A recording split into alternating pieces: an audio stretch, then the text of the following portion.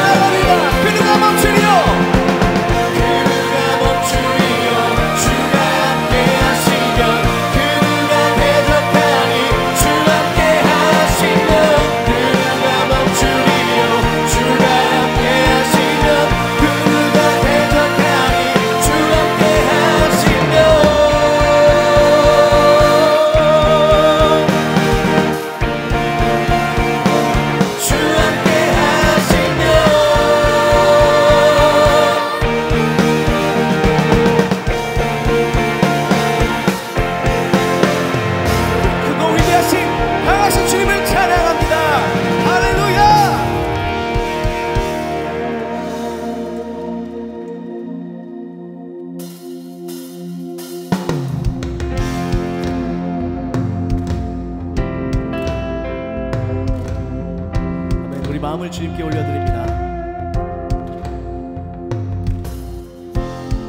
마음 주께 드려 주님을 노래해 온 마음과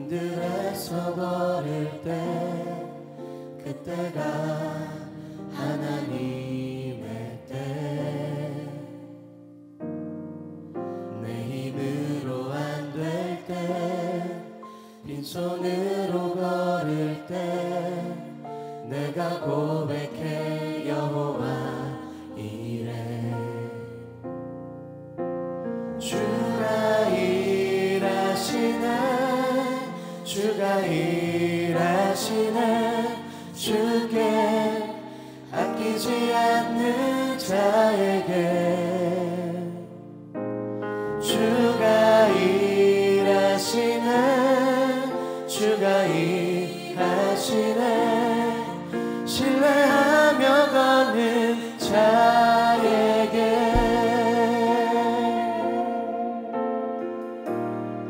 우리 모인 이곳에 주님 함께 계시네 누리네 아버지 은혜 적은 떡과 물고기 내 모든 걸 드릴 때 모두 고백해 여호와 이래 주가 일하시네 주가 일하시네 주가 일하시네 주께 아끼지 않는 자에게 주가 일하시네 주가 일하시네 신뢰하며 걷는 자에게 주가 일하시네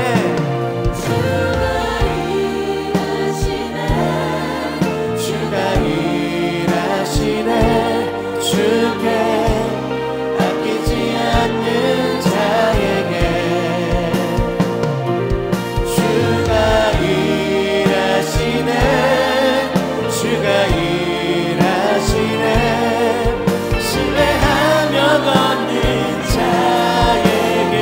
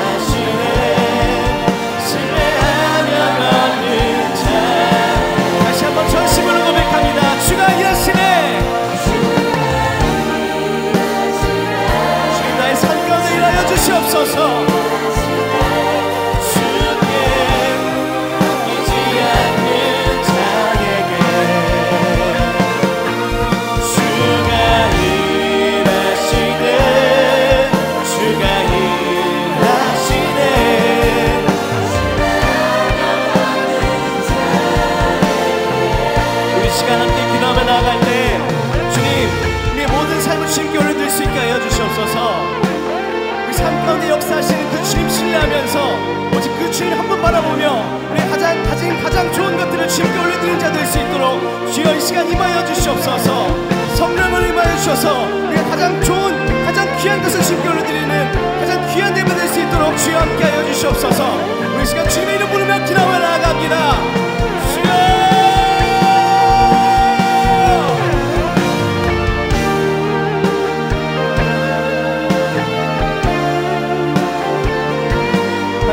소망 되신 주님, 주님께만 우리가 예배드리며 찬양을 올려드리기를 원합니다.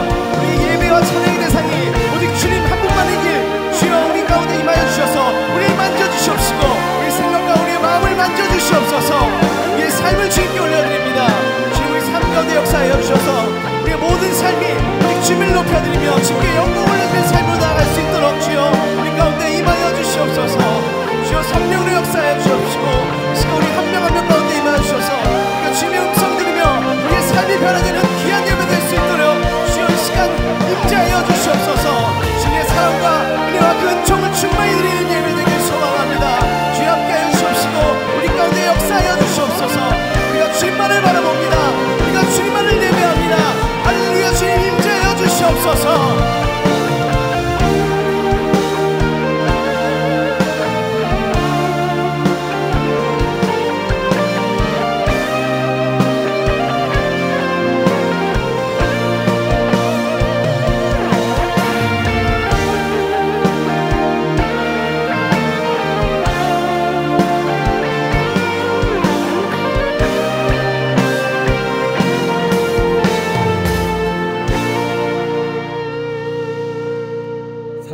충만하신 하나님, 허락하신 새날에 하나님의 은혜와 사랑 안에 거하게 하시고 소중한 사람들과 함께 예배를 드릴 수 있도록 허락하심에 감사를 드립니다.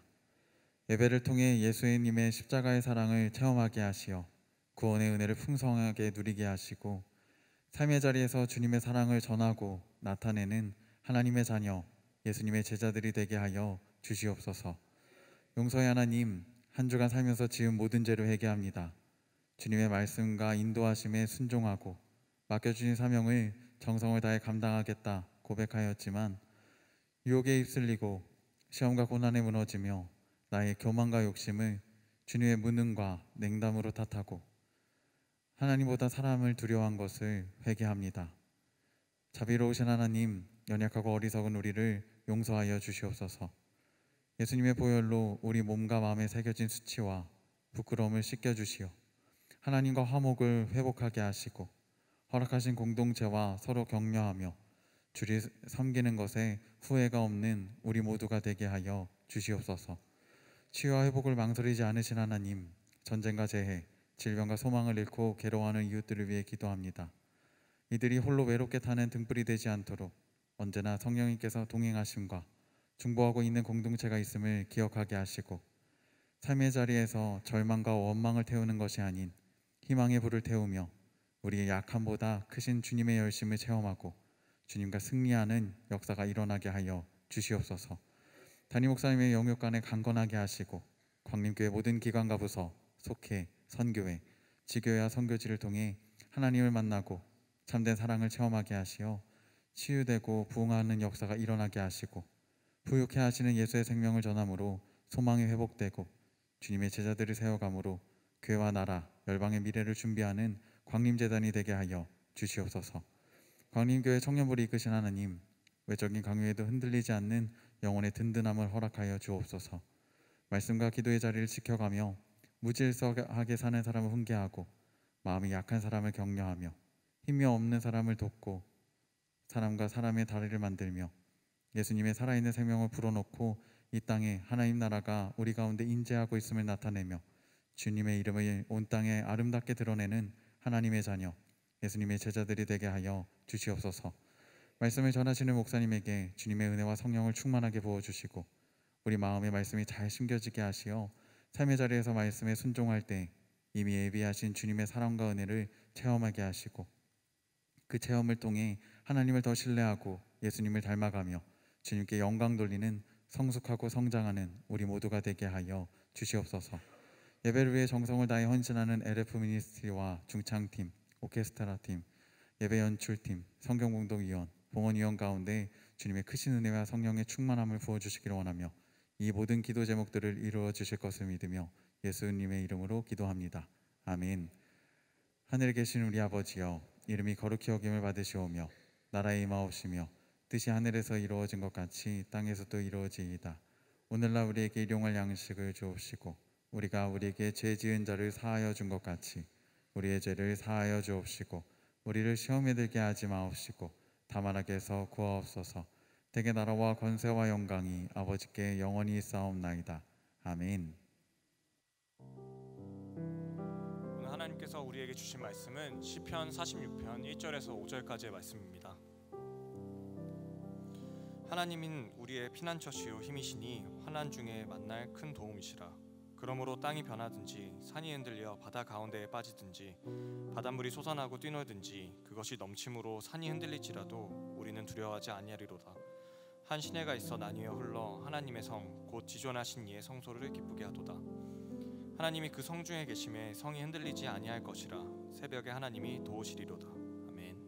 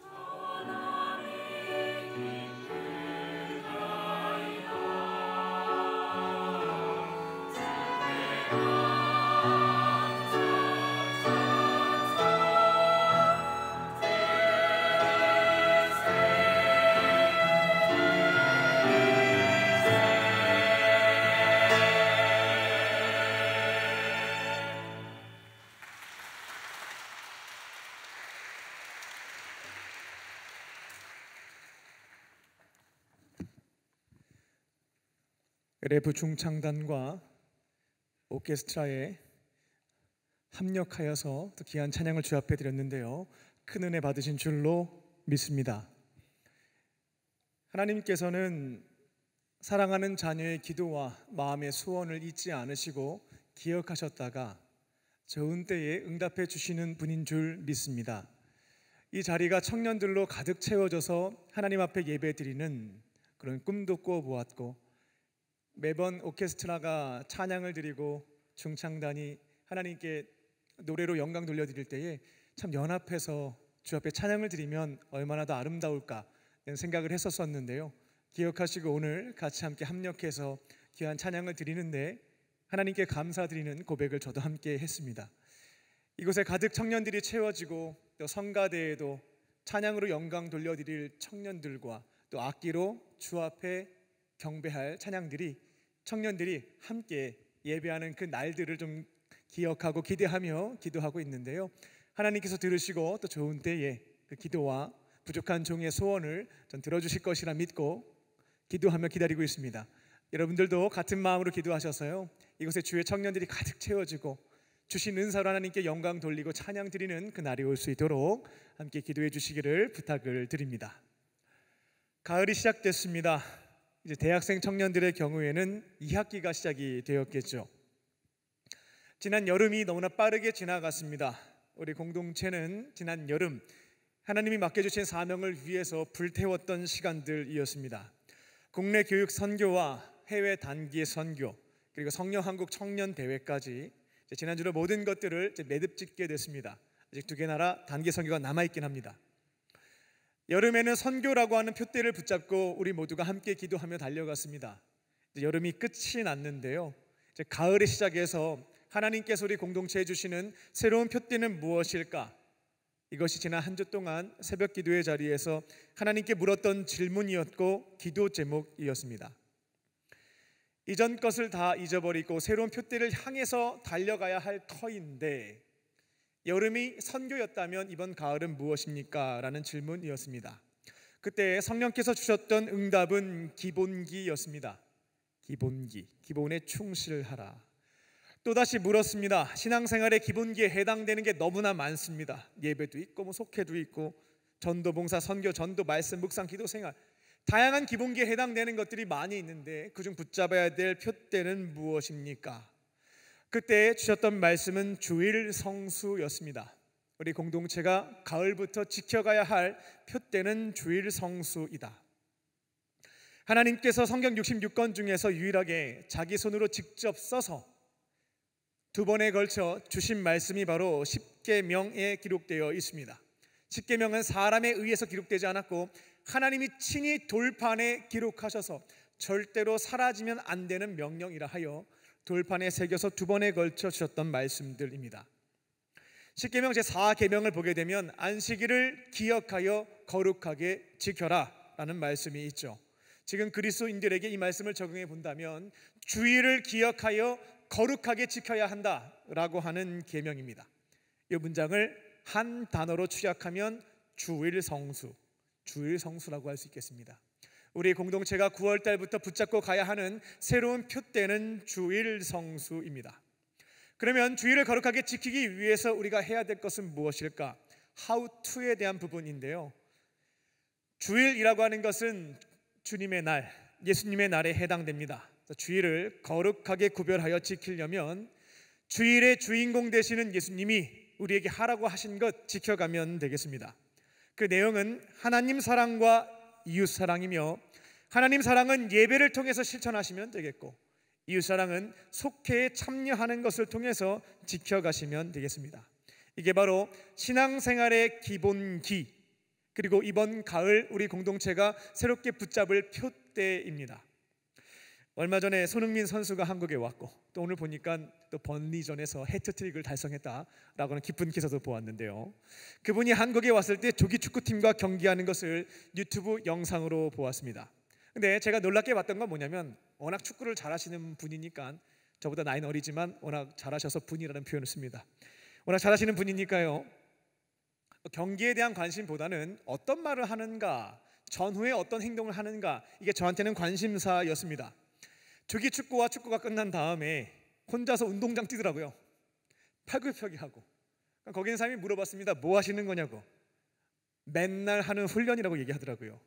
매일 기본 훈련을 빠지지 않고 한다는 겁니다. 운동장 뛰어가고 팔굽혀펴기 하고 트래핑 하고, 그거를 반복해서 하고 있는 것이었죠. 월드 클래스에 해당되는 선수인데 가장 중요한 것은 기본기임을 기억하고 한국에 있든지 영국에 있든지 프로팀과 경기를 하든지 조기 축구를 하든지 관계없습니다. 나에게 중요한 기본기를 지켜가며 그 폼을 유지해가는 모습을 보면서 다르긴 다르구나 라는 생각을 했습니다.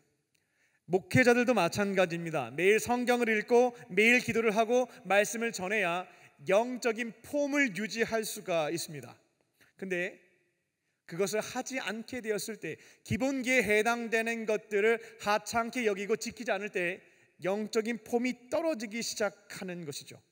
제가 지난 한 주 동안 새벽 기도하면서 말씀 보고 기도하는 시간들, 또 쉐키나 인도하면서 스스로 내가 영적인 폼이 조금 올라왔다라는 느낌도 좀 받았습니다.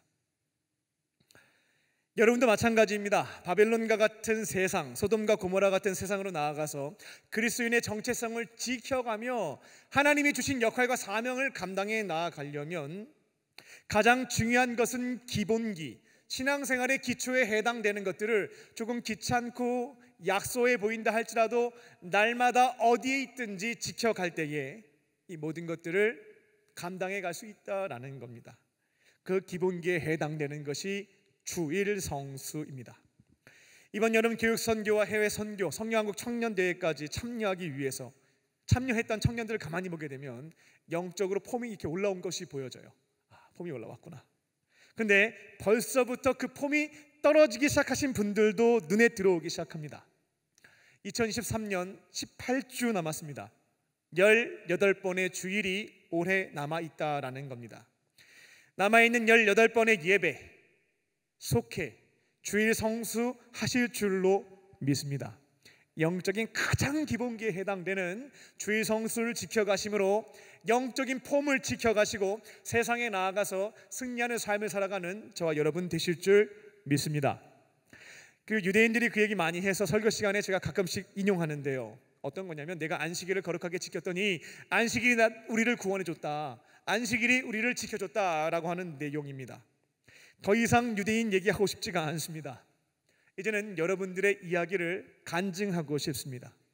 내가 주일을 거룩하게 지켰더니, 예배를 통해 하나님 사랑과 속회를 통해 이웃 사랑을 지켜갔더니 그 주일이 평일의 삶에 있어서 나를 구원해 주었고 나를 지켜주었습니다 라는 간증이 여기 저기에서 터져 나와서 그것을 소개할 수 있는 그 날을 기대하며 기다리고 있습니다.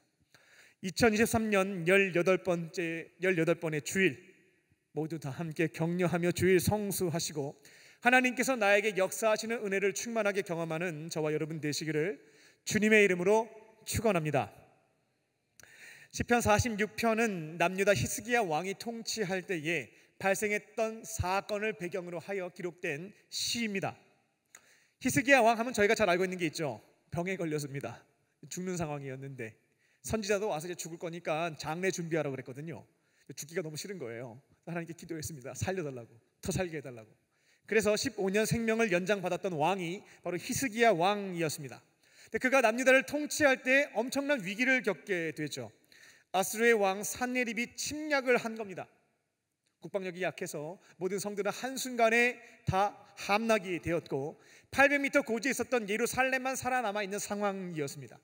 근데 뭐 병력도 없고 싸울 의지도 없고 이미 전세는 기울었기 때문에 망하는 것은 시간 문제였죠. 근데 그는 하나님을 찾았고 하나님은 그분의 사자를 보내주셔서 18만 5천 명이나 되는 대군이 일순간 죽게 되는 그런 말도 안 되는 일이 실제 사건으로 발생하게 됐습니다. 이게 성경에만 있으면 하나님에 대한 믿음이 없는 분들은 아이고 뭐 소설과 같다, 뭐 잘 썼네 생각하실 수 있겠는데요. 헤로도토스의 역사라는 책을 보게 되더라도 산헤립의 침공과 그들이 일순간 전염병에 걸려서 몰살당했다라고 하는 내용을 찾아볼 수가 있겠습니다. 간절히 하나님을 위기 상황에서 찾았고 하나님의 사자의 일하심으로 위기를 극복하고 이겨냈던 것이 히스기야 왕이었습니다. 이 내용을 배경으로 해서 본문을 보게 되면 그 내용이 조금 더 이해가 되고 감동이 될 것입니다. 또한 시편 46편은 종교개혁자 마틴 루터가 가장 좋아했던 시에 해당되기도 합니다. 이 시에 대한 감동이 많아서 내 주는 강한 성이요 라는 찬송가가 있습니다. 이 찬송가를 작사 작곡도 했다고 합니다.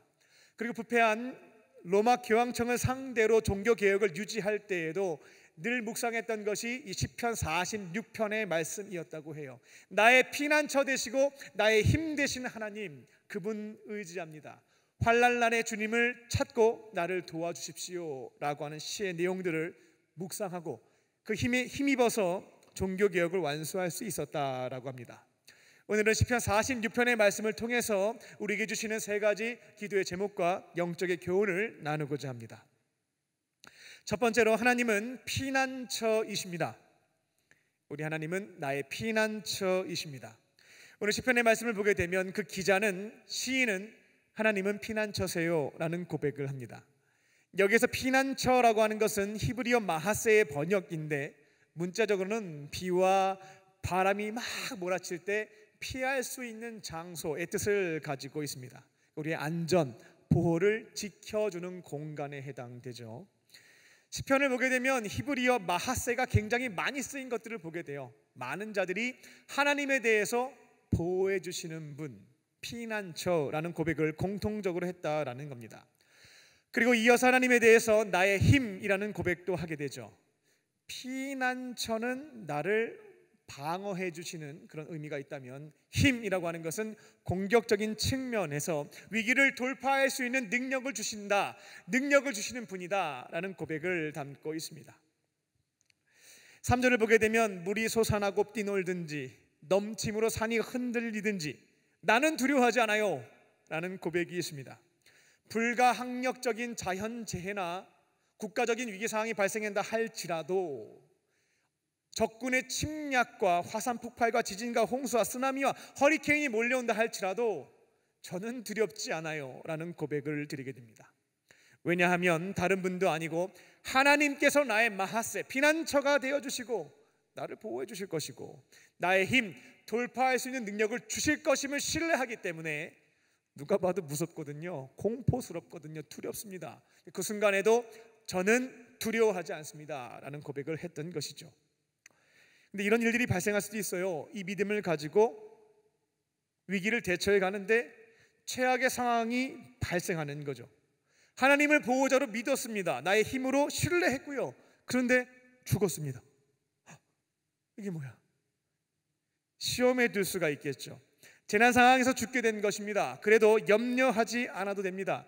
우리가 믿고 있는 하나님은 나를 부활시키셔서 천국에서 영생하게 하실 수 있는 능력이 있기 때문에 그렇습니다. 그러면 남은 가족들은 어떻게 해요? 그 남은 가족들도 지키시고 책임져 주실 수 있는 분이 하나님이십니다. 천국 가더라도 남은 가족들 생각하면 너무 슬프고 외롭지 않겠어요? 영원히 이별하는 것이라면 해당 사항이 맞겠습니다만 다시 만납니다. 시간이 지나면 다시 만난다라는 것이죠. 더 큰 소망도 하나 드릴게요. 이 땅에서의 시간 개념과 하나님 나라에서의 시간 개념은 다릅니다. 성경에 보게 되면 이런 표현들이 있죠. 1000년이 하루 같고 하루가 1000년과 같다. 지금 3차원, 이 세계에 살고 있는 우리에게 있어서의 시간 개념과 하나님이 계시는 공간에서의 시간 개념은 다르다라고 하는 성경의 내용입니다. 제가 계산하는 거 좋아하거든요. 이것 가지고 계산을 해보면 하나님 나라에서는 그냥 문자적으로 계산을 해봤습니다. 100년이 약 2시간 20분, 50년은 1시간 10분. 그러니까 내가 이제 일찍 죽었지만 다시 만나게 되는 그 시간이 얼마나 길까 싶은데 한 50년은 1시간 10분 정도면 되겠다. 아주 짧은 시간 안에 다시 만날 수 있게 되는구나 라는 소망도 품을 수가 있겠습니다. 저 또한 시편의 기자와 같은 믿음을 가지고 살고 있습니다. 여러 가지 위기 상황이 발생한다 할지라도, 쓰나미와 허리케인과 폭풍이 아직까지 경험은 없지만 다가온다 할지라도 감사, 피해를 입게 되더라도 힘 주셔서 회복시켜 주실 것임에 감사, 죽게 된다 할지라도 천국에서 영생이 기다리고 있기에 감사, 남은 가족도 지켜주실 것이기에 감사, 빠른 시간 안에 만나게 하실 것이기에 감사. 어떠한 형편과 상황 속에서도 나의 힘 되시고 피난처 되시는 하나님에 대한 분명히 믿음이 있다면 두려움 없이 평안한 가운데 살아갈 수가 있는 겁니다. 이게 바로 신실하게 하나님을 믿는 자들에게 주시는 평안함인 것이죠. 그리고 인간은 불안한 존재이기 때문에 우리가 살고 있는 이 땅은 완성된 하나님의 나라가 아닙니다. 하나님의 나라가 그나마 조금씩 존재하고 있기 때문에 어두운 세상 속에서도 빛을 찾을 수가 있고, 절망적인 상황에서도 그 나라에 속한 사람들을 통해 은혜와 사랑을 조금씩 경험할 수 있습니다만, 여전히 사탄이 지배하고 있는 어두운 곳들이 많기에 이 땅에 사는 동안 주님 오시기 전까지는 다양한 어려움과 고난에 직면하며 때로는 슬퍼하고 힘들어하는 것이 우리의 인생이겠습니다. 혼자서 버텨낼 재간이 없는 거죠. 의지할 대상이 반드시 필요한 것이 주님 오시기 전까지 이 땅에 살아가는 우리의 삶의 모습이자 운명이다라는 것입니다. 어떤 분이 사람 인자를 보면서 이런 썰을 풀었습니다. 근데 진짜 그 상형 문자를 보게 되면 그냥 사람이 이렇게 서 있는 모습이 사람 인자인데, 이걸 그냥 두 사람이 기대고 있는 모습과 같다라고 해서 썰을 푸셨죠. 그래서 인간이란 존재는 서로 기대고 서로 의지해야지만 살아갈 수 있는 존재입니다 라는 설명을 했습니다. 이건 썰이지 진리가 아닙니다. 썰은 참고하시면 돼요. 진리는 붙잡고 사는 것이고요. 하나님의 말씀은 참 믿기 힘들어 하시고 따르지 않으려고 하는 모습들이 많이 나타나는데, 이상하게도 사탄의 거짓 메시지와 세상의 어떤 가치관들과 이런 썰들에 대해서는 혹하고 잘 듣고 지켜가려는 모습이 이상하게도 저나 여러분 가운데 있는 모습들을 보게 됩니다. 근데 이 썰에 의지하여 내 곁에 있는 사람들을 등대고 의지하기 시작하면 잘 살 수 있는 것이 아니라 아픔과 상처와 실망과 배신의 연속을 경험할 수밖에 없습니다. 사람을 기대고 의지했다가는 어려움에 봉착한다라는 것입니다. 내가 이 어려운 세상에서 누굴 기대며 살 것인가? 우리가 누군가를 의지한다고 할 때는요, 흔들림이 없는 대상에 몸을 기대해야 되겠습니다. 흔들림이 있는 갈대에 기댔다가는 같이 막 흔들리는 거죠. 사람은 갈대처럼 흔들리기 때문에 의지해서는 안 되겠습니다. 풍랑 가운데서도 흔들림이 없이 여전히 그 자리에 든든히 버티고 계시는 분은 우리 주변에는 없어요. 하나님 한 분밖에 안 계신다라는 것입니다. 결국 인간이 등을 기대고 살 것은 사람이 아니라 하나님이신 줄 믿습니다. 그렇게 어려운 일들이 발생하게 될 때면 하나님 부르고 나의 피난처이자 나의 힘 되시는 하나님, 그분이 주시는 힘과 능력과 보호하신 가운데 살아가는 것입니다. 내 곁에 있는 사람들은 늘 부족함과 연약함이 있죠. 나를 때로는 속상하게도 만들고 상처를 주기도 합니다. 의지했다가는 더 크게 실망하게 되고요. 하나님을 의지하는 것이고 내 곁에 있는 사람들은 그냥 이해하고 용서하고 사랑하면서 살아가는 것입니다. 그리고 지금 당장 의지할 게 아무것도 없는 분들, 그래서 자발적인 선택이 아니라 어쩔 수 없이 하나님만 붙잡고 사는 그 현실 앞에서 내 인생은 왜 이럴까 슬퍼하시는 분들이 계실 겁니다. 그러면서 나는 하나님의 저주를 받은 것이 아닐까? 왜 남들은 의지할 부모가 있고 의지할 돈이 있고 의지할 인기가 있는데 주변에 좋은 사람들도 많아서 도와줄 사람이 그렇게 많다는데 나는 왜 아무것도 없어서 하나님만 의지하며 사는 인생을 살아가야 되는 걸까? 자신의 신세를 한탄하는 것입니다. 그런 사람들을 예수님이 뭐라고 하셨냐면 심령이 가난한 자라고 말씀하셨습니다. 심령이 가난한 자, 그러니까 실제로 돈이 없고요, 마음을 기댈 존재가 없는 것, 대상이 없는 사람들, 의지할 것이 아무것도 없는 사람들에 대해서 심령이 가난한 자라고 규정을 하셨죠. 그리고 그들에게 어떻게 말씀하셨냐면 심령이 가난한 자는 너무 불쌍한 사람들이다 라고 하시지 않았고요, 복 있는 사람이라고 산상수훈을 통해서 선포하셨습니다. 심령이 가난한 자들은 다른 자들보다 복 있는 사람이에요. 신세 한탄하거나 저주받았다고 착각하지 마십시오 라고 말씀하신 겁니다. 심령이 가난한 자는 의지할 대상이 없기 때문에 하나님 붙잡고 살아갑니다. 그렇게 하나님 붙잡은 자들에게는 하나님께서 은혜를 주시게 되죠. 그렇게 은혜 안에 살아가는 인생을 남들보다 돌고 돌아서 돌아오지 않고 지금 이 순간부터 출발할 수 있는 혜택을 경험하는 자들이 심령이 가난한 자인 거죠. 그래서 심령이 가난한 자들은 세상적 가치관으로 봤을 때 너무나 슬프고 힘들겠지만 하나님의 눈으로 바라보면 가장 복받은 혜택받은 사람들입니다. 그리고 받는 복에 대해서 이렇게 덧붙여 주셨죠. 심령이 가난한 자는 복이 있다. 천국이 너희들의 것이다. 지금부터 의지할 곳이 없으니까 하나님을 의지하기 시작하고 하나님의 도우심과 은혜를 경험하면서 사는 거예요. 이 땅에서부터 천국 생활을 하나님의 은혜 가운데 경험하는 자들이기에 복 있는 사람이다라고 말씀을 하신 겁니다. 시편 46편 1절을 볼 때에 시인이 똑같은 고백을 합니다. 환난 중에 어떻게 되냐면 만나게 된다는 표현이 있죠. 환난 중에 만난다. 뭐를 만나냐면 도움을 만난다는 표현이 있는데 여기에서 도움은 하나님을 뜻합니다. 그러니까 환난이 너무나 고통스럽고 어려운 것이지만 그 환난은 도움을 주시는 하나님을 만날 수 있는 계기, 기회가 된다는 것입니다. 그리고 이 환난의 때에 내가 의지할 것이 아무것도 없다라고 하는 게 너무나 비참하고 슬플 수 있겠지만 의지할 대상이 없는 자들은 전적으로 하나님을 바라보며 그 은혜를 경험할 수 있기 때문에 천국 생활을 시작할 수 있기에 소망을 품어도 된다는 것입니다. 어려운 가운데 직면해 계신 분들 계실 겁니다. 그리고 눈을 돌려봐도 부탁할 사람 하나 없고 의지할 것, 믿을 것 하나 없는 분들 계실 겁니다. 이런 자들이 심령이 가난한 자입니다. 조금은 슬플 수 있겠지만 빨리 그 감정을 오늘 말씀을 붙잡고 정리하실 줄 믿습니다. 감사하는 거죠. 나는 저들은 부모 의지하고 돈 의지하고 세상 의지하다가 하나님 늦게 만나서 늙어서 천국 생활하든 죽어서 천국 생활할 텐데 나는 지금 이 순간부터 하나님을 깊이 만나고 천국 생활을 시작하는 복이 있는 사람이구나. 그 믿음 가지시고 순종하며 나아가실 때에 그 풍성한 은혜를 누리는 저와 여러분 되시기를 주님의 이름으로 축원합니다. 두 번째로 성전에서 좋은 추억을 만듭니다. 성전에서 좋은 추억을 만듭니다. 4절 말씀을 보겠습니다. 한 시내가 있다라고 합니다. 물이 졸졸졸 흐르는 시내입니다. 한 시내가 있는데 나뉘어서 흐르고 있대요. 근데 그 시내가 하나님의 성 예루살렘을 기쁘게 하고 있다. 하나님을 기쁘게 하고 있다라고 합니다. 그리고 하나님은 예루살렘 성에 계시고 그 성에 떡 버티고 계시니까 예루살렘은 흔들림이 없다. 유동치 않다라는 고백을 합니다.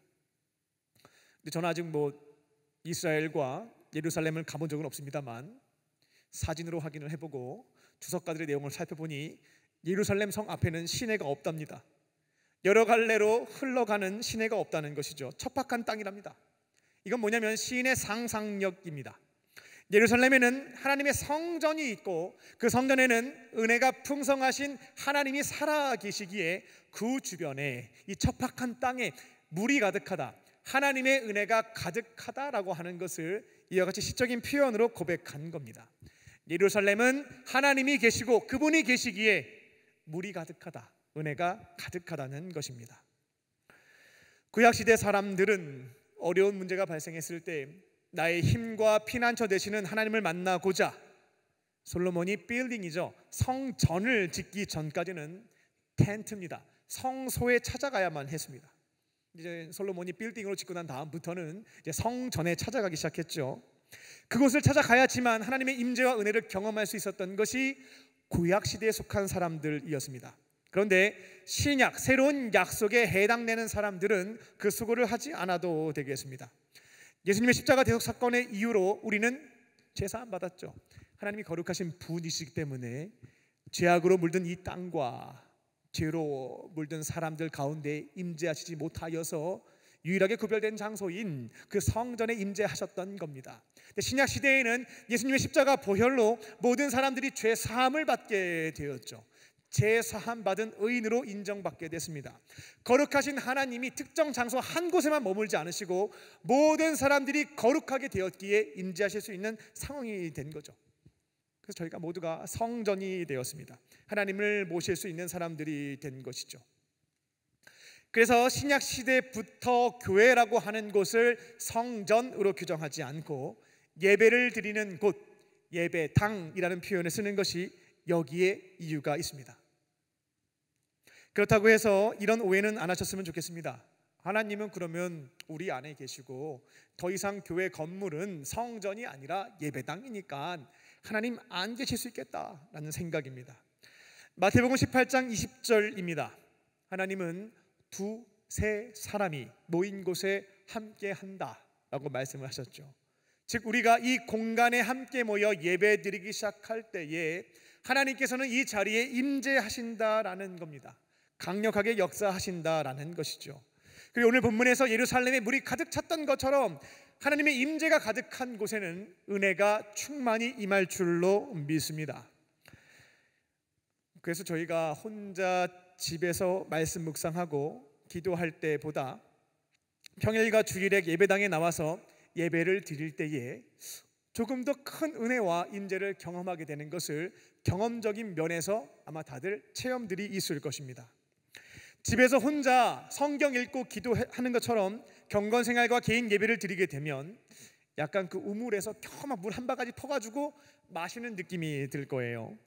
그런데 예배당에 나와서 믿음의 사람들과 함께 예배를 드리기 시작하면 예루살렘 성전의 시내가 물이 가득했던 것처럼 은혜의 바닷가에 풍덩 빠져서 그 은혜를 누릴 수가 있다라는 것입니다. 왜냐하면 이곳에는 하나님을 갈망하는 사람들의 숫자가 두세 사람이 아니라 수백여 명이 모여 있고, 이곳에는 준비된 찬양과 말씀과 기도가 있기 때문에 그렇습니다. 그리고 오랜 세월 우리 신앙의 선배님들이 이 공간에서 눈물로 기도하셨거든요. 그 기도가 쌓여 있는 공간이기도 하기 때문에 그렇습니다. 그래서 집과 회사에서 개인 경건 생활을 할 때와는 달리 예배당이라고 하는 특정 장소에 모여 믿음의 사람들과 함께 연합하여 예배 드릴 때에 예루살렘 성전에 물이 가득했던 것처럼 하나님의 임재와 은혜를 충만하게 경험하게 되는 것입니다. 그래서 가능한 하나님의 임재와 은혜가 가득한 이 예배당에 나오는 것, 그것을 사모하시고 나오실 줄로 믿습니다. 지금 나의 삶의 상황이 땅이 변하고 산이 흔들리고 바다에 빠지든지 바닷물이 솟아나서 육지를 침범하고 있든지, 그렇다면 더욱더 이 예배당, 하나님의 강력한 임재와 은혜가 있는 이 자리를 사모하는 마음으로 찾아오시고 그 자리에서 그분의 도우심과 그 은혜를 충만하게 경험하는 것입니다.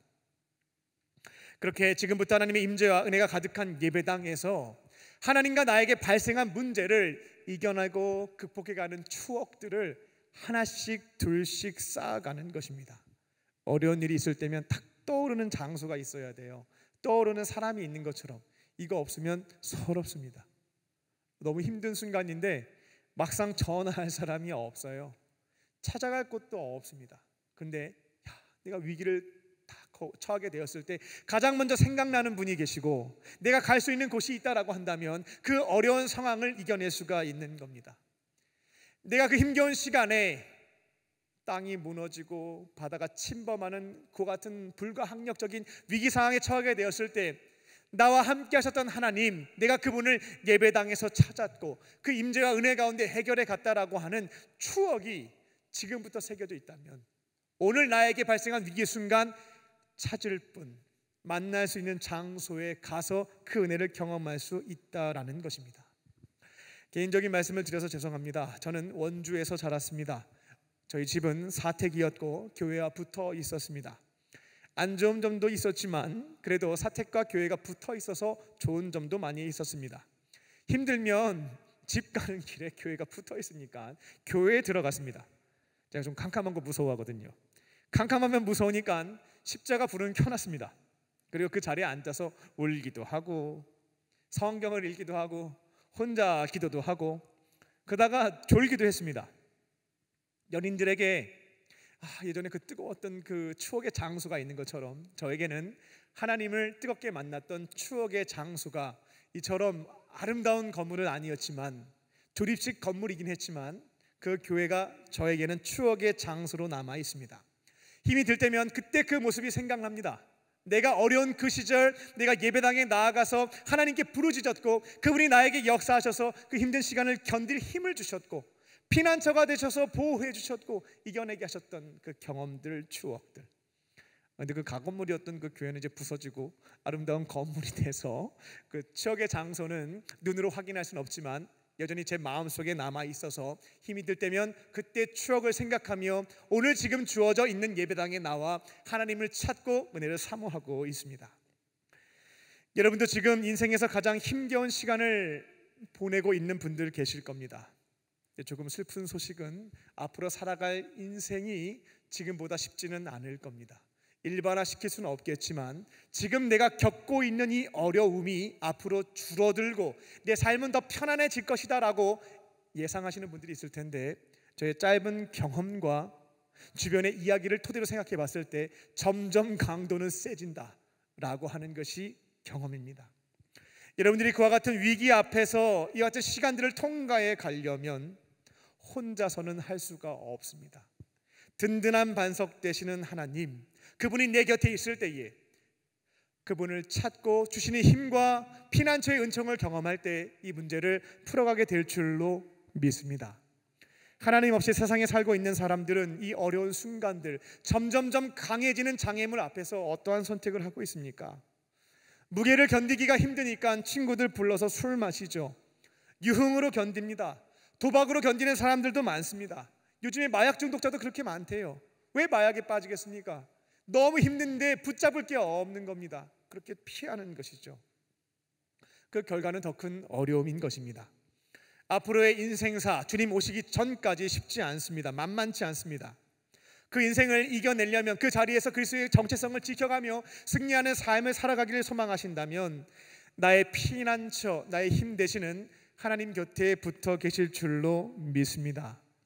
하나님의 강력한 임재와 은혜가 있는 이 자리, 예배당과 예배 시간들을 사모하시는 마음으로 참여하시고 지켜가심으로 20대, 30대 내 인생의 가장 빠른 시기인 오늘부터 하나님과 함께 승리한 추억들을 차곡차곡 간직해 가는 것입니다. 그 주님과 함께 어떠한 어려운 순간들도 이겨내고 승리하는 저와 여러분 되시기를 주님의 이름으로 축원합니다. 끝으로 새벽에 하나님이 도우십니다. 지금 아쉬움을 표시하는 몇몇 분들의 표정이 있어요. 밤에, 야간에 하나님이 도우시면 좋을 텐데 저는 아침잠이 많아요. 왜 새벽입니까? 하는 표정들입니다. 오늘 본문을 보게 되면 새벽에 하나님이 도우신다는 말씀이 있죠. 귀 없는 자들은 삐딱하게 대지를 들을 수도 있겠습니다.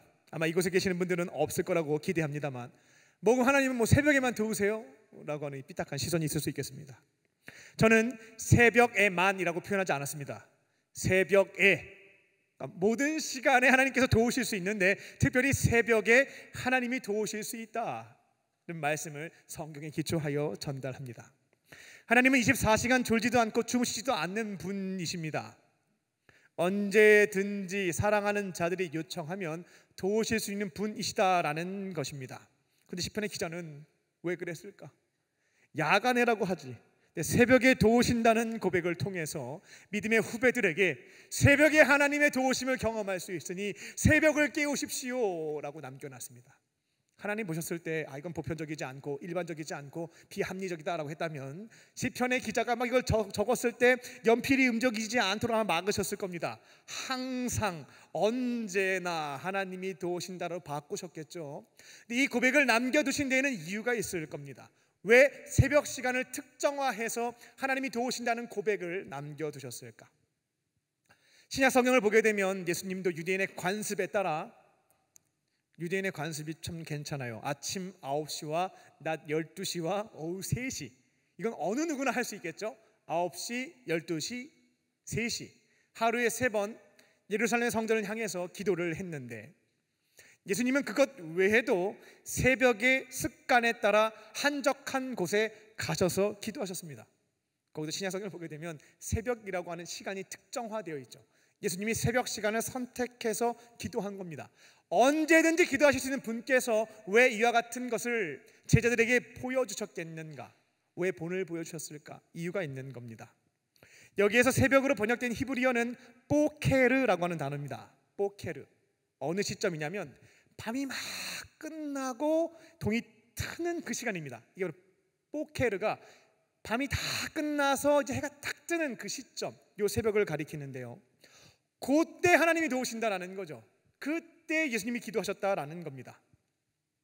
호렙산 기도에 오셨던 분들은 이와 같은 경험을 이미 하셨을 겁니다. 호렙산 기도에 참여하기 위해서는 진짜 빨리 일어나야 돼요. 일어나서 밖에 나와 보면 캄캄합니다. 지금 내 삶의 상황과 똑같죠. 어두워요. 캄캄해요. 답이 없습니다. 그렇게 새벽 기도의 자리에 어두운 가운데 나오게 되죠. 말씀을 듣고 찬양을 부르고 주여 같이 부르짖고 기도하고 나가면 어때요? 해가 떠 있습니다. 화나죠. 박습니다. 출발할 때는 어두웠는데 하나님 앞에 예배를 드리고 난 다음에는 환경이 달라져 있습니다. 밝아져 있는 것이죠. 하나님께서는 사람과 환경과 기도와 말씀을 통해서 우리에게 그분의 뜻을, 음성을 들려주시는 분이거든요. 뽀케르, 이 새벽 이 시간이 환경을 통해서 어두운 가운데 있는 자들에게 하나님이 말씀하시기에 딱 맞는 소망을 주시는 메시지가 그 환경 안에 담겨 있는 겁니다. 그 시편의 기자와 예수님께서 이 새벽 시간 하나님을 찾아라, 그럼 거기서 도우심을 얻을 수 있다. 그리고 환경을 통해서 어두운 가운데 있는 너희들에게 이와 같은 광명과 빛이 비칠 것이라고 하는 주님의 음성을 경험할 수 있다. 그 이유로 뽀케르, 새벽에 도우신다는 그 말씀을 남겨두신 것 같습니다. 그리고 밤 시간보다는 새벽 시간에 기도할 때 얻을 수 있는 유익이 하나 더 있습니다. 이것은 15년 동안 새벽 기도를 나름 참여했던 제 경험적인 측면에서의 간증이자 권면입니다. 의학기술이 치료의학에서 예방의학으로 발전해 가고 있습니다.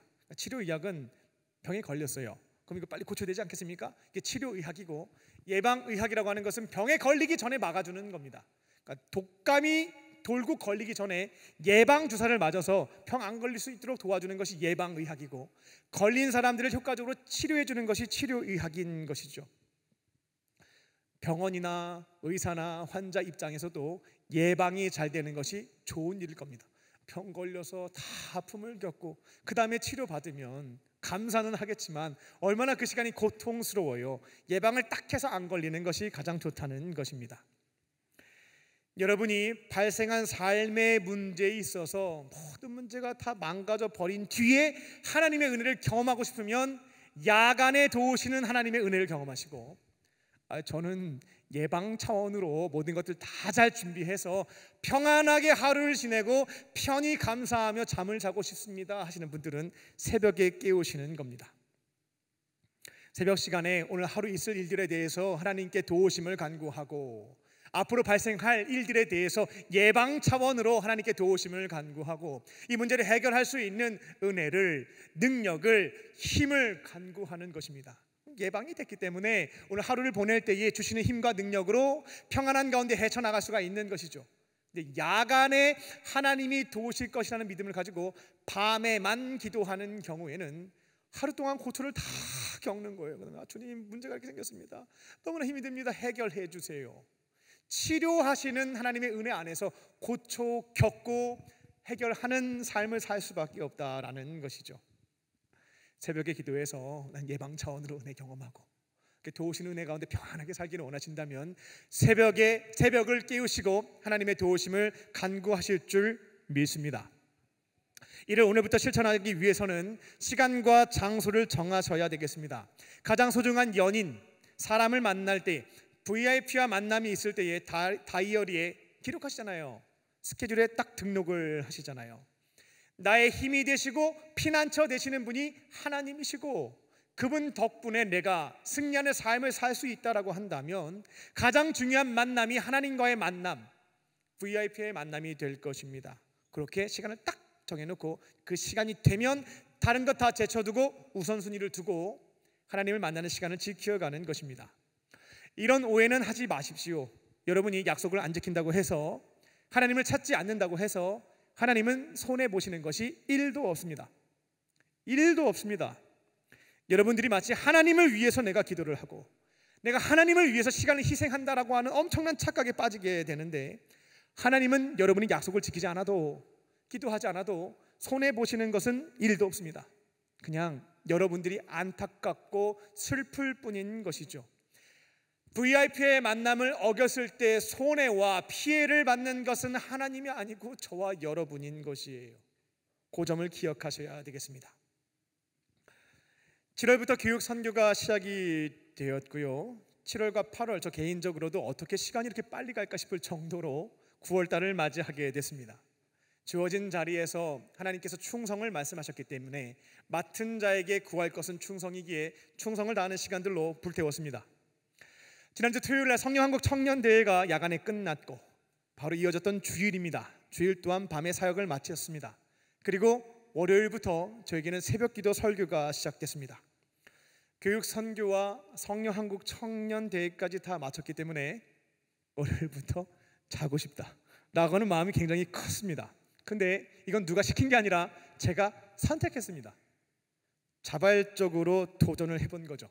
가장 바쁘고 힘들고 모든 것들이 다 끝났을 때 푹 자는 게 아니고 한번 새벽을 열어가 보자.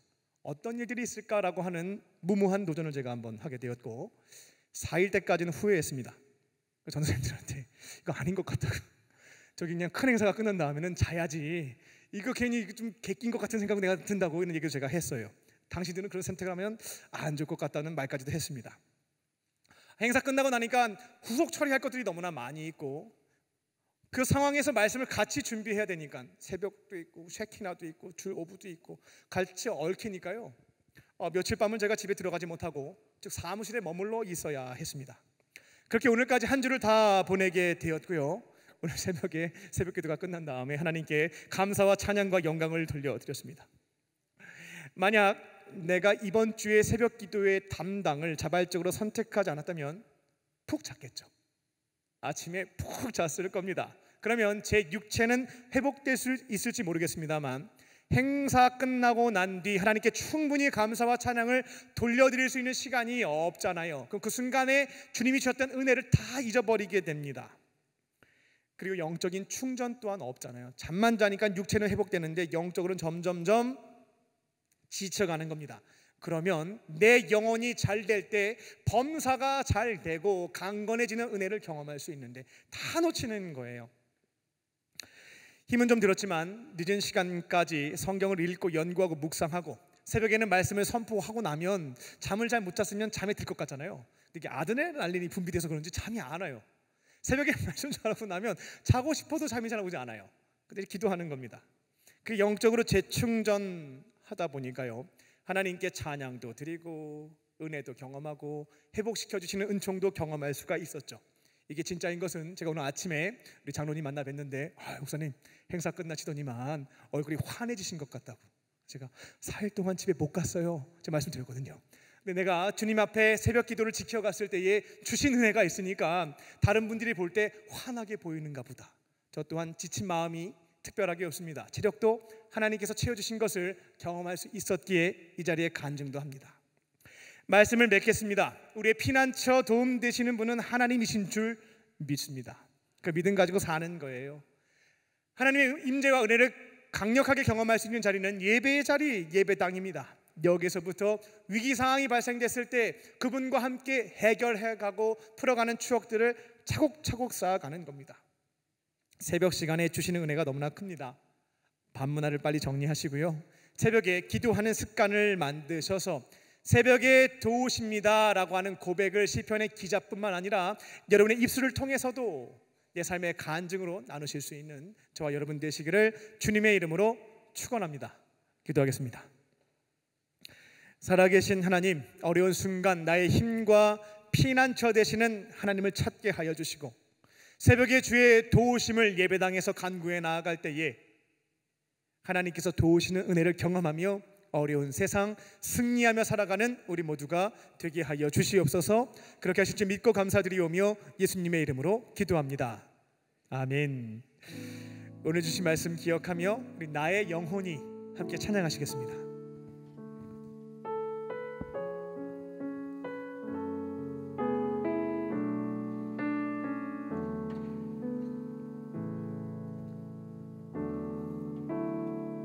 나의 영혼이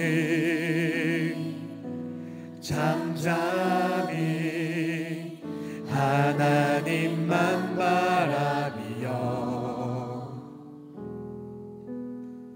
나의 구원이 그에게서 나는도다. 나의 영혼아 잠잠히 하나님만 바라라.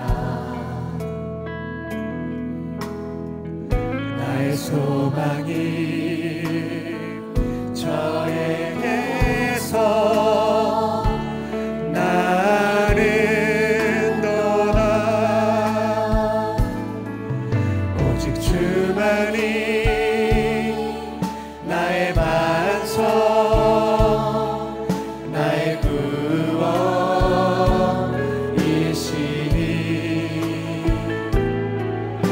오직 주만이 나의 산성 내가 요동치 아니하리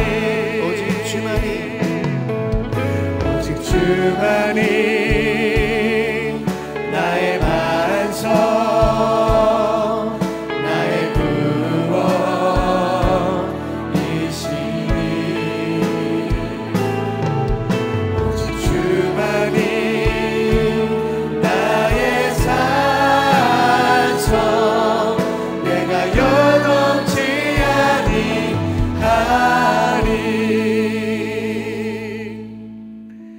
이 시간 나에게 주신 말씀 붙잡고 기도하는 시간 갖도록 하겠습니다. 잠시 눈을 감고요, 내 안에 계신 주님께 질문을 던지십시오. 하나님, 오늘 제게 주시는 말씀은 무엇인가요? 그리고 잠시 기다려 보겠습니다. 생각나게 하시는 말씀, 보여주시는 삶의 모습들, 세밀한 음성을 들으시면 되겠습니다. 1분간 침묵하며 오늘 내게 주시는 레마의 말씀을 듣겠습니다.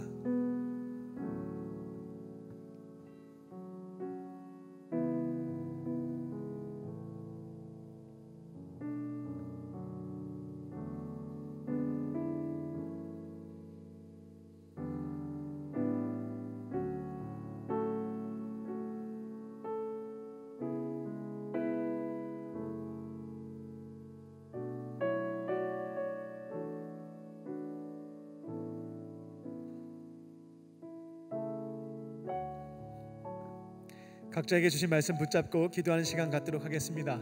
성령께서 주신 말씀이 있다면 그 말씀 붙잡고 기도하시면 되겠고요. 잘 몰라요 하시는 분들은 설교 말씀을 통해서 좀 도전이 됐던 것들을 지켜가기 위해서 기도하시면 되겠습니다. 이 시간 주여 한번 부르짖고 우리 통성으로 주 앞에 기도하겠습니다. 주여! 살아계신 아버지 하나님, 이 시간 간절한 마음으로 주 앞에 기도합니다. 나의 힘과 피난처 되시는 분은 하나님이신 줄 믿습니다. 내가 유동치 아니하고 내가 두려워하지 않겠습니다. 하나님께서 나를 도와주실 것이고 나를 지켜주실 것이고 내 삶을 인도해 주실 것이기에 지금 주어진 그 자리에서 어떠한 불가항력적인 어려움과 위기가 처한다 할지라도 염려하지 않고 두려워하지 않고 나에게 주어진 그 자리에서 주신 역할과 사명 위에 살아가겠습니다. 주 충성하는 그 삶 지켜가게 하여 주시옵소서. 하나님, 저희들 예배당에서 하나님 찾게 하여 주시고 어려운 순간이 있을 때마다 내가 의지할 분은 하나님밖에 없음을 기억하며 나의 삶의 어려움과 형편들을 고백해 갈 때에 나의 힘과 피난처 되시는 그분께서 은혜 주심으로 우리를 지켜주시고 보호해 주심으로 어떤 어려운 순간들도 견디어가고 승리할 수 있는 우리 모두가 되게 하여 주시옵소서. 새벽 시간 주님을 찾는 그 삶을 지켜가기를 원합니다. 새벽에 도우신다라고 하는 주의 말씀을 붙잡고 오늘부터 그 시간들을 지켜갈 때에 주변 기자의 삶의 경험이 나의 체험이 되게 하여 주시고 살아계신 주의 은혜 가운데 나의 삶의 상황 속에서 지지 않고 승리하는 삶을 걸어갈 수 있는 저희들 되게 하여 주시옵소서. 주만이 나의 산성 내가 요동치 아니. 우리 함께 고백하겠습니다. 오직 주만이 나의 산성, 오직 주만이 나의 산성 나의 구원이시니 오직 주만이 나의 산성 내가 요동치 아니하리.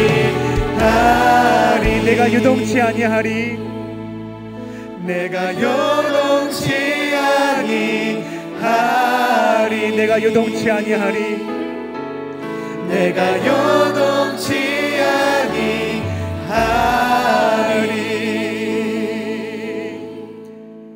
살아계신 아버지 하나님, 주님에 대한 믿음이 흔들릴 때면 작은 사건과 상황 속에서도 유동치는 내 모습을 보게 됩니다.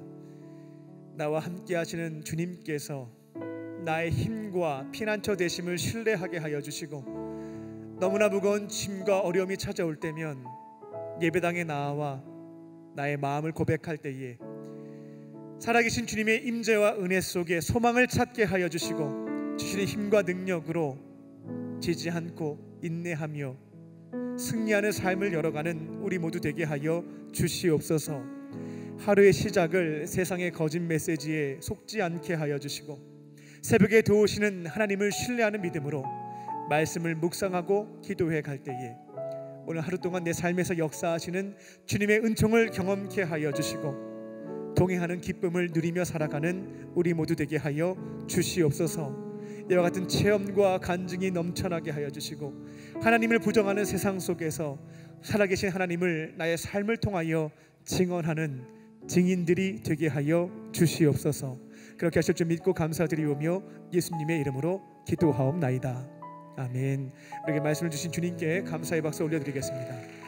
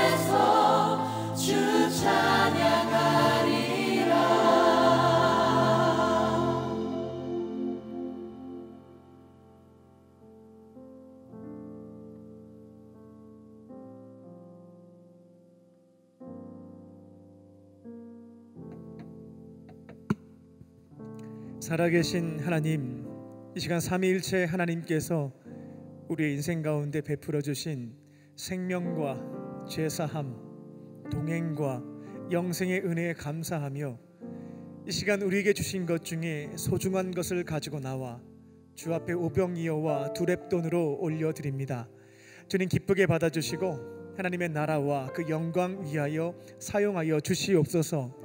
예물이 쓰여질 때마다 살아계신 하나님이 증거되게 하여 주시고 절망 속에 무너져 있는 자들이 따뜻한 주님의 은혜를 경험하며 이제는 예수님을 나의 구원자로 고백하며 구원받는 역사가 이루어지게 하여 주시옵소서. 예물을 드린 손길들을 기억하여 주시고 축복하여 주사 경제적으로 어렵지 않게 하여 주시고 넉넉함으로 채워주사 하나님의 교회와 어려운 이웃을 섬기는 축복의 통로로 살게 하여 주시옵소서. 드리지 못한 자들의 마음 위로하여 주시고 하나님께서 기뻐하시는 삶을 통하여 기쁨의 예물 드리게 하여 주시옵소서. 이 시간 간절한 마음으로 주 앞에 간구합니다. 마음의 상처와 육체의 질병과 영적인 아픔을 가지고 있는 지체들이 있습니다. 이 시간 내가 가진 것 없으나 내게 있는 것 내게 주노니 곧 나사렛 예수의 이름으로 모든 질병은 떠나갈지어다. 성령께서 안수하여 주시고 기름 부어 주시고 치유하여 주사 이제는 깨끗함을 얻게 하여 주시고 나에게 회복과 모든 것들을 치유해 주신 하나님의 은총을 세상에 나아가서 선포하는 증인들로 살아가는 기쁨을 누리게 하여 주시옵소서. 이제 주의 말씀 붙잡고 세상으로 나아갑니다. 새벽에 도우시는 하나님의 은혜를 기억하며 예배당에 함께 나와 나의 힘과 피난처 되시는 주님 앞에 간구하게 하여 주시고 하나님의 일하심으로 승리하는 삶을 걸어가는 우리 모두가 되게 하여 주시옵소서. 그렇게 하실 줄 믿고 감사드리오며 예수님의 이름으로 기도하옵나이다. 아멘.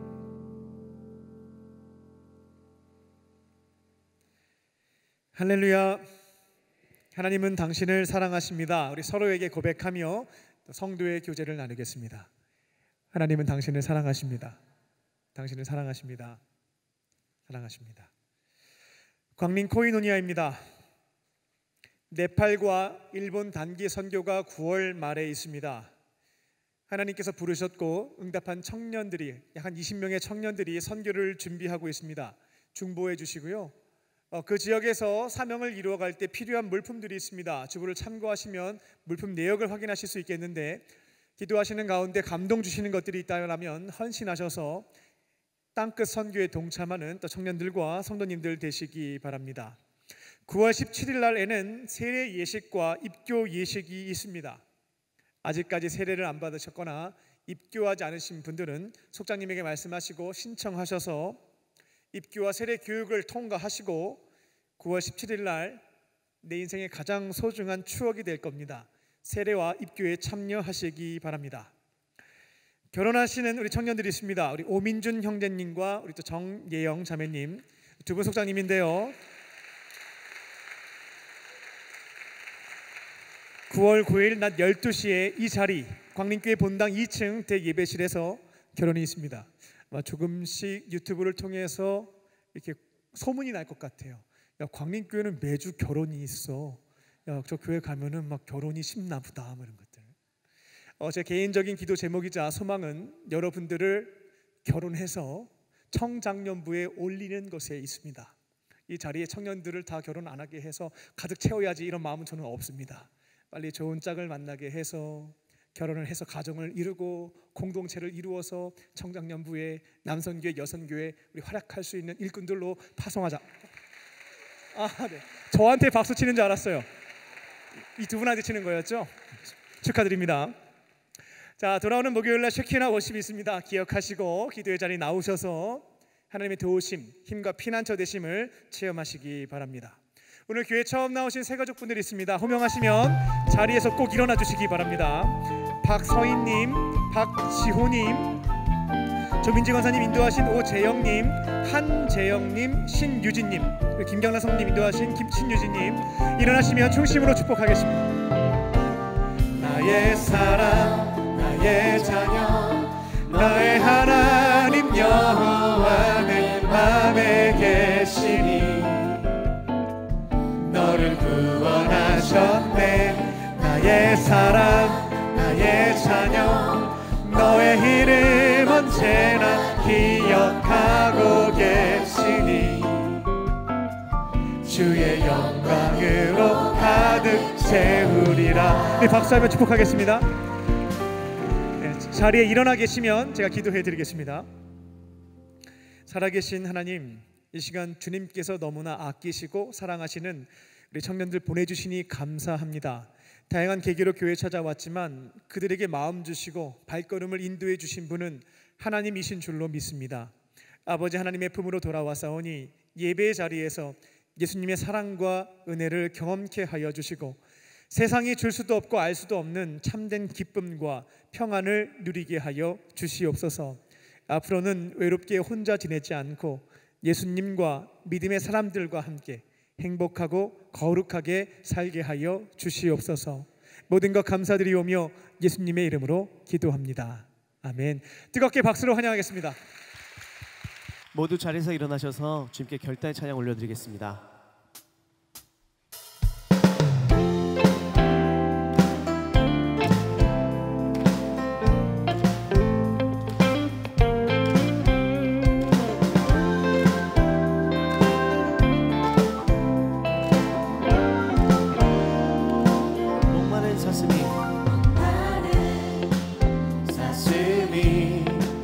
시냇물 찾아 헤매는 내